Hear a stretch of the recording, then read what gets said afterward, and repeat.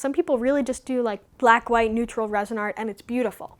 That's not me. I am very, very colorful. Hi, my name is Sam Sobel. I run Sam's Resin Shop.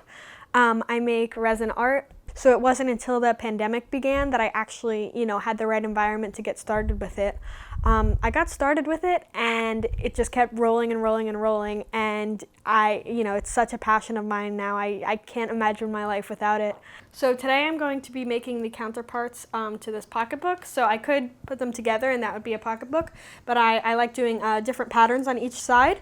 So these two I made, this one is more of a horizontal line structure and this one is more diagonal. So I'm going to be making corresponding sides with a pearl white pigment with similar line strokes. So the most important part of resin is protective wear. In its liquid form, it can be potentially toxic. So I usually wear a double layer of gloves. Now before I can even get to this step, I usually have to prep for honestly about an hour or two. Included in this prep is when I use the painter's tape to clean off the molds. I pour out the pigments and the glitters that I want to add in.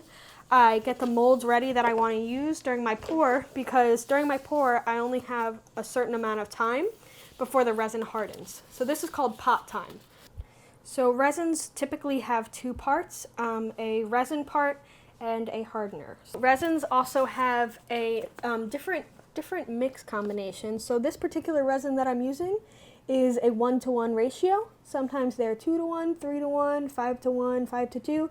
It can be any combination. I'm bad at math, so I do 1-to-1. So the mixing process, you're supposed to basically do it for as long as you can before you feel like your arms are gonna fall off. So when I tell people that I run my business out of my college apartment, they often say, oh yeah, you do some work in your college apartment, but where's your studio? And I'm like, no, that's the whole thing. So it's definitely a little bit short on space. I would say that the space between my bed and the table where I make all my stuff is maybe like a foot. So it's, but it's, on the other hand, it's very nice. I wake up every morning, even just to go to the bathroom, I walk past all my resin stuff. I get to see the product of what I made the day before, because resin takes time to cure. It's both very fun to have it be right there, and also it's like, wow, that's very close, The best part of running my own small business is probably knowing that everything that somebody buys from me, I made start to finish. Like somebody buys something from me in person and I'm able to tell them exactly how I made it, even what dates I worked on it, a specific memory that I have, a song that I was listening to while I made it. So like I said before, I'm going to be doing one in a horizontal pattern and I'm going to be doing the other in a diagonal pattern. If I could change one thing, that would be easy. It would be nice to have a studio.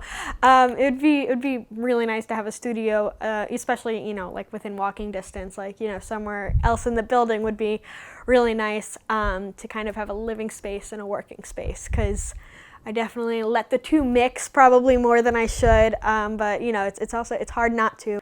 If I had any advice for anybody starting their own small business, I would say don't be afraid to go it alone. There's a very, group dynamic to a lot of things, and starting a small business isn't necessarily, it doesn't have to be a group, It's hard to do it by yourself, but you also, if you know that you individually have the passion and the energy to put everything into that, sometimes it can be hard to find other people who have that same passion, that same energy, even that same creativity.